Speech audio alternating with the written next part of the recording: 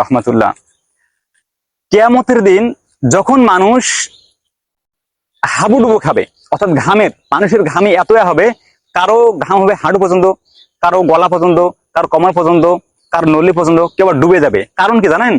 এখানে বলা আছে যে আমল অনুযায়ী, যার আমল যেরকম হবে সেই রকম ডুবে থাকবে।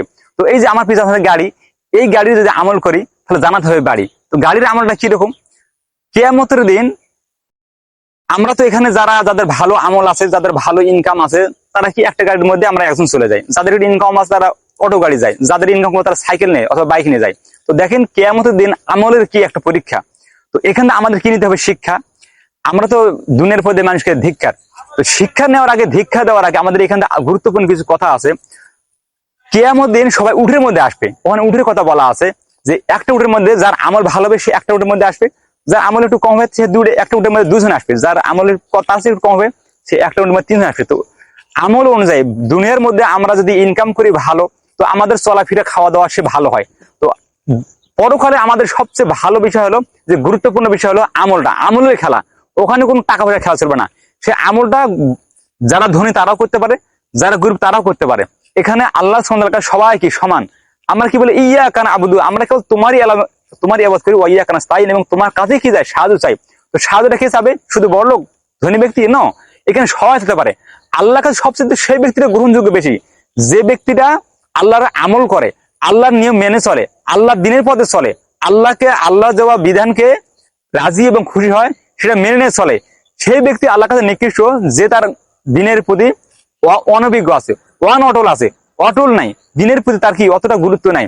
নামাজ পড়ে আসলো, তার আমলটা সেরকম, সেটা ভালো কাজ করতেছে এরকম, নিয়তটা ভালো নাই। অবশ্যই আমাদেরকে কি করতে হবে? নিয়ত সহি করতে হবে। আল্লাহ এবং তার রাসূলের জন্য আমাদের কি করতে হবে? পরকালের জন্য কাজ করতে হবে। আমরা যে নামাজ পড়ি কার জন্য? আল্লাহর জন্য। নামাজ পড়ি আমার নিজের জন্য। আমার রোজা রাখি কার জন্য? আল্লাহর জন্য। রোজা রাখি নিজের জন্য। আল্লাহকে যদি কোন ব্যক্তি সন্তুষ্ট করতে চায় সেজন্য সিয়াম পালন করে, আর যে আল্লাহকে ডাকতে চায় বেশি বেশি সেজন্য কি করে? সালাত আদায় করে। কারণ আকিমিস সালাতাল যিকরি, তোমরা সালাত আদায় করো আল্লাহকে ডাকার জন্য। আর সিয়াম পালন, উমামা বাহিনী রাদিয়াল্লাহু তাআলা আনহু হতে বর্ণিত, রাসূল সাল্লাল্লাহু আলাইহি ওয়াসাল্লাম বলেছেন, উমামা আলাইকা ফিস-সাওম ফাইনহু লা মিসলা লাহু, তুমি সিয়াম পালন করো, কারণ ইবাদতের জগতে এমন কোন ইবাদত নাই আল্লাহকে যা দ্বারা যত সন্তুষ্ট করা যায় সিয়াম দ্বারা তত সন্তুষ্ট করা যায়।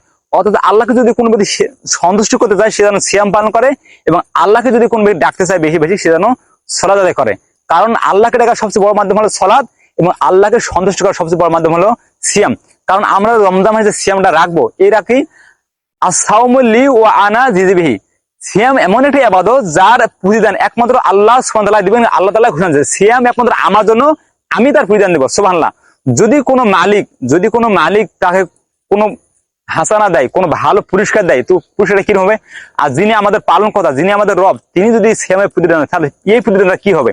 তো অবশ্যই আমরা ইনশাআল্লাহ সামনে রমজান মাস আসতেছে আমাদের সামনে 2026 সালের, অথবা ফেব্রুয়ারি মাসে 18 তারিখ হবে ইনশাআল্লাহ। আমরা অবশ্যই সবাই নিয়ত করবো যেন আল্লাহ সুবহানাহু ওয়া তাআলা আমাদের সবাইকে রমজান মাস পৌঁছে দেয়, এবং আমরা যেন ভালোভাবে রোজা রাখতে পারি। অবশ্যই আমরা আল্লাহর দিন কায়েম করবো ইনশাআল্লাহ। আসসালামু আলাইকুম ওয়া রাহমাতুল্লাহ।